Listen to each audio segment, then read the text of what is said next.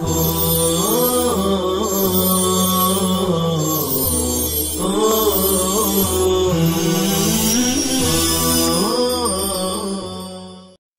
الله الرحمن الرحيم. الفصل الثاني. عن أبي هريرة رضي الله عنه قال قال رسول الله صلى الله عليه وسلم: الإمام ضامن والمؤذن مؤتمن. اللهم أرشد الأئمة واغفر للمؤذنين. رواه أحمد وأبو داود والترمذي والشافعي وفي أخرى له بلفظ المصابيح. حضرت ابو ہریرہ رضی اللہ تعالیٰ عنہ سے روایت ہے کہ سرور کائنات صلی اللہ علیہ وسلم نے فرمایا: امام ضامن ہوتا ہے اور مؤذن امانت دار ہوتا ہے۔ پھر حضرت صلی اللہ علیہ وسلم یہ دعا فرمائی: اے اللہ اماموں کو ہدایت دے، یعنی ان کو نیک علم، صالح عمل اور صلاح و تقوی کی توفیق دے، اور مؤذنوں سے اگر اذان کہنے میں کسی وجہ سے کمی زیادتی ہو جائے تو ان کو بخش دے۔ تو روایت کیا ہے امام احمد، ابو داؤد، ترمذی، نسائی، امام شافعی نے۔ دوسری روایت مصابی کے ہم لفظ نقل کی ہے۔ جی، امام مقتدیوں کی نماز کا کفیل اور ان کی نماز کا ذمہ دار ہوتا ہے، اس طور پر کہ وہ مقتدیوں کے امور نماز، مثلا قرات کا، اور اگر مقتدی رکوع میں امام کے ساتھ مل جائے تو قیام وغیرہ کا متکفل ہوتا ہے۔ اسی طرح نماز، سب کی نمازوں کے افعال، ارکان، اسی طرح رکعتوں کی تعداد پر نگاہ رکھتا ہے۔ اللہ اور اس کے بندوں کے درمیان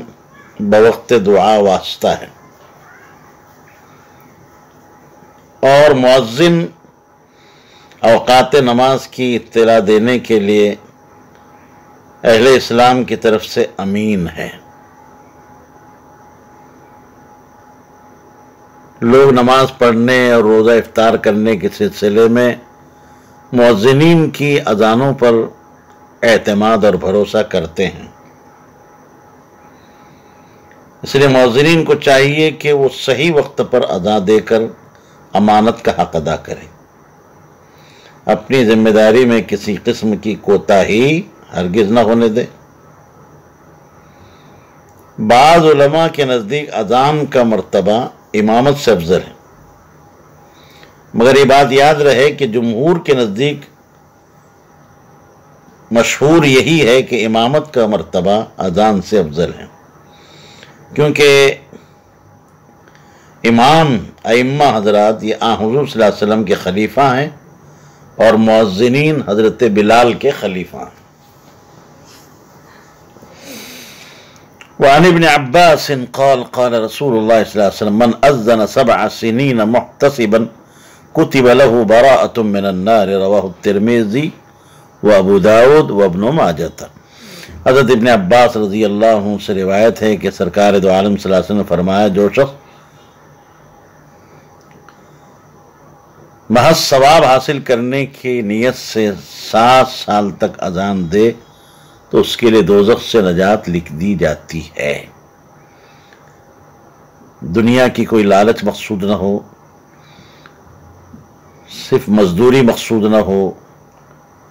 شہرت مقصود نہ ہو، ریا نہ ہو، محض اللہ کے ثواب اور اجر کو حاصل کرنے کی نیت ہو تو 7 سال تک اذان دے تو اللہ اس کو دوزخ سے نجات لکھ دیتے ہیں، پروانہ لکھ دیا جاتا ہے۔ وعن عقبة بن عامر قال قال رسول الله صلى الله عليه وسلم: يعجب ربك من راعي غنم في رأس شطية للجبل يؤذن بالصلاة ويصلي فيقول الله عز وجل: انظروا إلى عبدي هذا يؤذن ويقيم الصلاة يخاف مني قد غفرت لعبدي وأدخلته الجنة۔ رواہ ابو داود والنسائی۔ حضرت عقبہ بن عامر رضی اللہ عنہ سے روایت ہے کہ سرکار دو عالم صلی اللہ علیہ وسلم نے فرمایا تمہارا رب راضی ہوتا ہے پہاڑ کی چوٹی پر بکریاں چرانے والے سے جو نماز کے لیے اذان کہتا ہے اور نماز پڑھتا ہے۔ چنانچہ اللہ بزرگ و برتر ملائکہ اور ارواح مقربین سے فرماتے ہیں میرے اس بندے کو طرف دیکھو، وہ اذان دیتا ہے اور پابندی کے ساتھ نماز پڑھتا ہے اور مجھ سے ڈرتا ہے، چنانچہ میں نے بھی اس بندے کے گناہ بخش دیے اور میں اسے جنت میں داخل کر دوں گا۔ چرواہا تو آپ جانتے ہیں جو لوگوں سے جو ہے کنارہ کشی اختیار کر کے دنیا کے تمام چیزوں سے الگ ہو کر دستبردار ہو کر پہاڑ کی چوٹی پر بسیرا کر کے اپنے جانور چراتا ہے، نماز کا وقت آتا ہے تو اذان کہہ کر اللہ اور اس کے رسول کا نام بلند کرتا ہے اور پابندی سے نماز ادا کر کے اپنے پروردگار کی خوشنودی حاصل کرتا ہے۔ اس شخص کے اذان دینے کا فائدہ یہ ہوتا ہے کہ اس کی اذان کے ذریعے ملائکہ اور جنات نماز کے وقت سے مطلع ہو جاتے ہیں۔ نیز یہ کہ اس کی اذان مخلوقات میں سے جو بھی چیز سنتی ہے قیامت کے روز اس کے ایمان کی گواہی دے گی اور سنت کا اتباع بھی ہو جاتا ہے، اور جماعت کے معاملے میں اس سے مسلمانوں کے ساتھ مشابہت ہو جاتی ہے۔ اذان سے جیسا کہ آپ جانتے ہیں اعلام عام یعنی اذان اور تکبیر دونوں مراد ہیں۔ بعض آپ کہتے ہیں کہ ایسے آدمی جب اذان تکبیر کہتا ہے تو ملائکہ اس کے ہمراہ نماز میں شامل ہو جاتے ہیں، جس کی وجہ سے اسے جماعت کا ثواب بھی حاصل ہو جاتا ہے۔ واللہ اعلم بالصواب۔ مجھ سے ڈرتا ہے کا مطلب یہ ہے کہ اس بندے کی عبادت کا مقصد نمائش نہیں، ریا نہیں، دکھلاوا نہیں، بلکہ میرے عذاب سے چونکہ ڈرتا ہے اس لیے اذان بھی کہتا ہے، نماز بھی پڑھتا ہے۔ اس سے معلوم ہوا کہ اکیلے شخص کو بھی اذان تکبیر کہنا مستحب ہے۔ وعن ابن عمر قال قال رسول اللہ صلی اللہ علیہ وسلم ثلاثة على كثبان المسك يوم القيامة عبد أدى حق الله وحق مولاه ورجل أم قوما وهم به راضون ورجل ينادي بالصلاة الخمس كل يوم وليلة رواه الترمذي وقال هذا حديث غريب۔ حضرت عبداللہ بن عمر رضی اللہ تعالیٰ عنہ سے روایت ہے کہ نبی کریم صلی اللہ علیہ وسلم نے فرمایا قیامت کے روز 3 آدمی مشک کے ٹیلوں پر ہوں گے۔ پہلا وہ غلام جس نے اللہ کے حقوق کو ادا کر کے اپنے آقا کے حقوق بھی ادا کیے، دوسرے وہ شخص جو لوگوں کو نماز پڑھاتا ہے اور لوگ اس سے خوش ہیں، اور تیسرے وہ شخص جو رات دن یعنی ہمیشہ 5 وقت کی نماز کے لیے اذان کہتا ہے۔ امام ترمذی نے اس حدیث کو نقل کیا اور کہا کہ یہ حدیث غریب ہے۔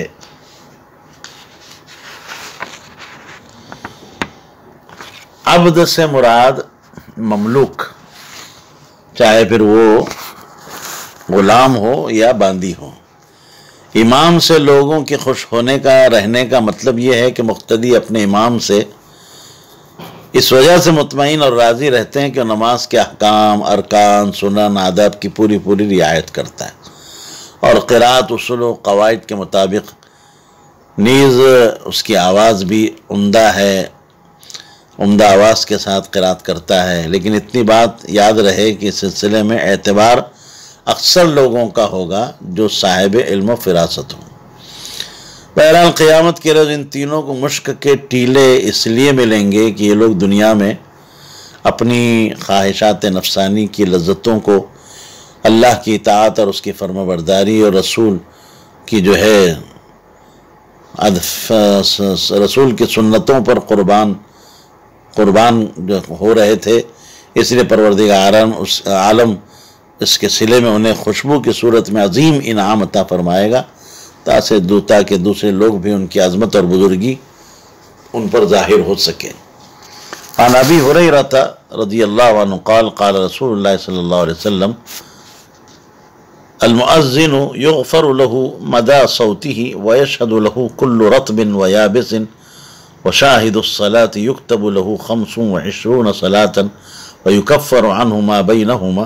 رواه أحمد وأبو داود وابن ماجة وروى النسائي إلى قوله كل رطب ويابس وقال وله مثل أجر من صلى۔ حضرت ابو ہریرہ رضی اللہ تعالیٰ عنہ سے روایت ہے کہ نبی کریم صلی اللہ علیہ وسلم نے ارشاد فرمایا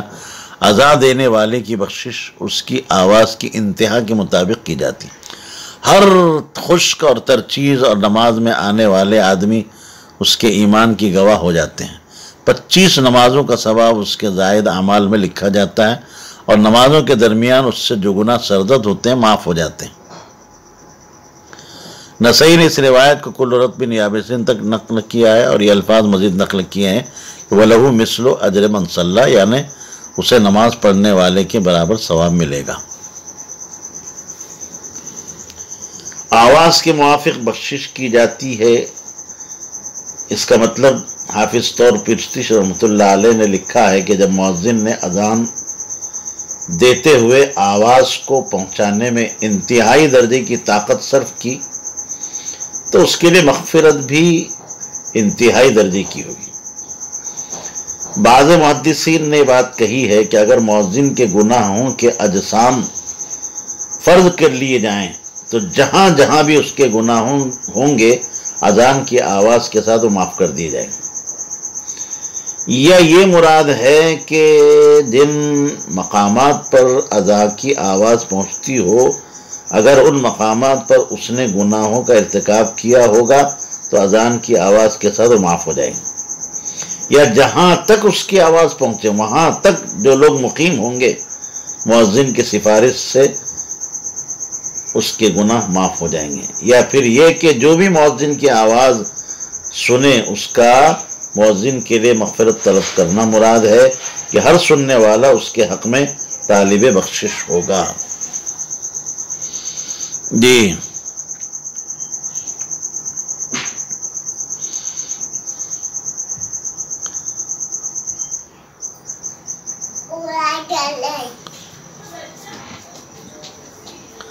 رتب یعنی تر چیز مراد و مخلوق ہے جن میں نمو ہوتا ہے، جیسے انسان ہے، نباتات وغیرہ، اور یابس سے مراد خشک چیز جیسے جمادات، پتھر، مٹی وغیرہ. علامہ طیبی فرماتے ہیں کہ وشاہد الصلاۃ کا جو ہے المؤذنوں پر عطف کیا گیا ہے. اس طرح پورے جملے کے معنی یہ ہوئے کہ مغفرت کی جاتی ہے مؤذن کی اور ان لوگوں کی جو جماعت میں حاضر ہوتے ہیں. مگر ملا علی قاری رحمۃ اللہ علیہ فرماتے ہیں کہ میرے نزدیک صحیح یہ ہے کہ اس کا عطف کل رتبن پر ہے، اسے عطف خاص علی العام کہا جاتا ہے. یکتب لہو اور انہوں کی ضمیر یا تو شاہد کی طرف راجع ہے یا پھر مؤذن کی طرف راجع. وعن عثمان بن ابی العاص قال قلت یا رسول اللہ اجعلنی امام قومی قال انت امامهم واقتد بأضعفهم واتخذ مؤذنا لا يأخذ على أذانه أجرا رواه احمد و ابو داود والنسائی. حضرت عثمان بن عاص رضی اللہ عنہ فرماتے ہیں کہ میں نے نبی کریم صلی اللہ علیہ وسلم سے عرض کیا کہ یا رسول اللہ مجھے میری قوم کا امام مقرر فرما دیجیے. آپ نے فرمایا تم ان کے امام ہو، یعنی میں نے تمہیں تمہاری قوم کا امام مقرر کر دیا، مگر یہ یاد رکھو کہ نماز پڑھانے میں تم ان میں سے بہت زیادہ ضعیف و ناتواں کی اقتداء کرنا اور ایسا مؤذن مقرر کرنا جو اذان کہنے کی مزدوری نہ لے. ضعیفوں کی اقتداء کرنے کا مطلب یہ ہے کہ امامت میں ضعیف کمزور لوگوں کی رعایت کی جائے، یعنی قرات اتنی لمبی نہ کی جائے اور ارکان نماز اس طرح ادا نہ کیے جائے کہ وہ لوگ پریشان ہو جائیں اور جماعت سے نماز پڑھنا ہی چھوڑ دیں. اس حدیث سے بات معلوم ہو رہی ہے کہ امام اور مؤذن کے لیے نماز پڑھانے اور اذان دینے کی اجرت حلال نہیں ہے. مگر علماء نے یہ بات لکھی ہے کہ اگر امام اور مؤذن بطور خود اپنی اجرت مقرر نہ کرائیں بلکہ لوگ ان کے پاس ان کی حاجت کے مطابق روپیہ پیسہ از خود بھیج دیا کرے تو یہ جائز اور حلال ہوگا. لہذا عوام الناس کو چاہیے کہ وہ امام و مؤذن کی خبر گیری کرے اور ان کے پاس از خود اتنا روپیہ اور مال بھجوا دیا کرے جس سے ان کی ضروریات پوری ہو سکے. فتاوی قاضی خان میں مرقوم ہے کہ جو مؤذن اوقات نماز وغیرہ کے سلسلے میں علم نہیں رکھتا اسے اذان کہنے کا ثواب نہیں ملتا. اس لیے جو مؤذن اجرت لے گا اسے تو بطریق اولا ثواب نہیں ملے گا۔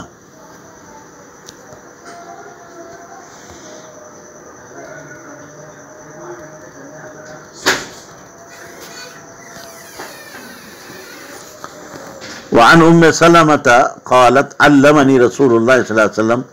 ان اقول عند اذان المغرب اللهم هذا اقبال ليلك وادبار نهارك واصوات دعاتك فاغفر لي، رواہ ابو داود والبیہقی فی الدعوات الکبیر۔ حضرت ام سلمہ رضی اللہ عنہ فرماتی ہیں کہ نبی کریم صلی اللہ علیہ وسلم نے مجھے سکھلایا تھا کہ میں مغرب کی اذان کے وقت یہ دعا پڑھ لیا کروں، اللہم ان ھذا اقبال لیلک، اے اللہ یہ وقت ہے تیری رات کے آنے کا اور تیرے دن کے واپس جانے کا اور تیرے پکارنے والوں یعنی مؤذنوں کی آواز کا، لہذا تو میری مغفرت فرما۔ بظاہر یہ معلوم ہو رہا ہے کہ یہ دعا یا تو اذان کا جواب دینے کے دوران پڑھی جائے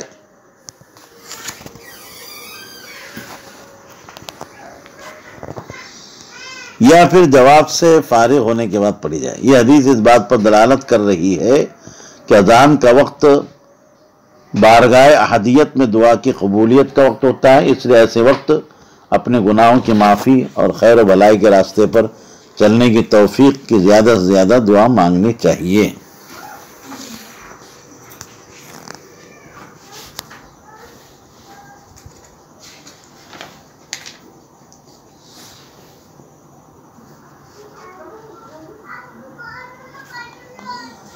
وعن ابی امامۃ او بعض اصحاب رسول اللہ صلی اللہ علیہ وسلم قال ان بلالا اخذ فی الاقامۃ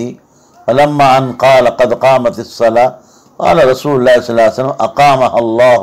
وادامها وقال فی سائر الاقامۃ كنحو حدیث عمر فی الاذان، رواہ ابو داود۔ حضرت ابو امامہ یا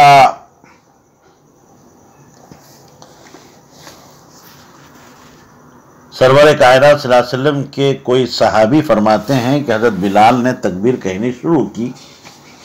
جب انہوں نے قد قامت الصلاۃ کہا تو آپ صلی اللہ علیہ وسلم نے اس کے جواب میں فرمایا اقامہ اللہ و ادامہ، یعنی اللہ تعالیٰ نماز کو قائم دائم رکھے، اور تکبیر کے بقیہ کلمات کے جوابات وہی فرمائے جس کا ذکر حضرت عمر کی اذان کے حدیث میں ہو چکا ہے۔ مطلب ظاہر ہے کہ اسی باب کی حدیث نمبر 5 میں اذان کے کلمات اور ان کے جواب کو جس طرح ذکر کیا گیا ہے اسی طرح تکبیر کے وقت مؤذن جو کلمات کہتا ہے کہا گیا۔ اب بھی آپ بھی ویسے ہی ان کلمات کو دہراتے رہے، البتہ حی علی الصلاۃ اور حی علی الفلاح کے جواب میں لا حول ولا قوت الا باللہ پڑھا، اور قد قامت الصلاۃ کے جواب میں اقامہ اللہ و ادامہ فرمایا۔ وعن انس قال قال رسول اللہ صلی اللہ علیہ وسلم لا يرد الدعاء بین الاذان والاقامۃ، رواہ ابو داود والترمذی۔ حضرت انس فرماتے ہیں کہ سرور کائنات صلی اللہ علیہ وسلم فرمایا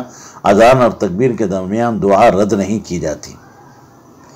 دیکھیے جناب، اللہ تبارک و تعالی اپنی رحمت کی وجہ سے ہر وقت ہی اپنے بندوں کی دعا قبول فرماتے ہیں، اور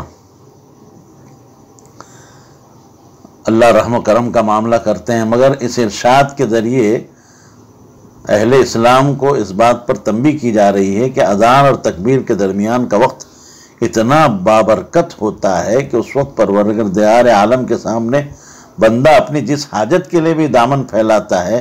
اور اپنی مراد کو مانگتا ہے، اللہ اس کی مراد کو اگر وہ جائز ہے تو یقیناً پوری کر دیتے ہیں، اور مانگنے والا جو بھی مانگتا ہے وہ ضرور قبول ہوتا ہے۔ لہٰذا اہل اسلام کو چاہیے کہ اس وقت اپنی دینی دنیاوی فلاح سعادت کامیابی کامرانی کے لیے ضرور دعائیں مانگا کریں۔ اس سلسلے میں ایک روایت یہ بھی منقول ہے کہ آپ صلی اللہ علیہ وسلم نے صحابہ سے پوچھا کہ یا رسول اللہ، آپ صلی اللہ علیہ وسلم سے صحابہ نے پوچھا کہ یا رسول اللہ ہم کس چیز کے لیے دعا مانگیں؟ تو آپ نے فرمایا کہ اللہ تعالیٰ سے دنیا اور آخرت میں عافیت کی دعا مانگو۔ تو عبارت کے ظاہر الفاظ سے تو معلوم ہوتا ہے کہ دعا خواہ اذان کے بعد متصلاً ہی مانگی جائے یا کچھ دیر کے بعد، ہر صورت میں قبول ہوگی، مگر صحیح اور اولا یہ ہے کہ اذان کے فوراً بعد مانگ لینی چاہیے۔ عن سهل بن سعد قال قال رسول الله صلى الله عليه وسلم سنتان لا تردان أو قلما تردان الدعاء عند الندى وعند الباس حين يلحم بعضهم بعضا وفي رواية تحت المطر رواه ابو داود الدارمی الا انه لم يذكر وتحت المطر۔ حضرت سہل بن سعد رضی اللہ عنہ سے روایت ہے کہ نبی کریم صلی اللہ علیہ وسلم نے فرمایا دو دعائیں رد نہیں کی جاتی، یا فرمایا کہ کم رد کی جاتی ہیں۔ ایک تو وہ دعا جو اذان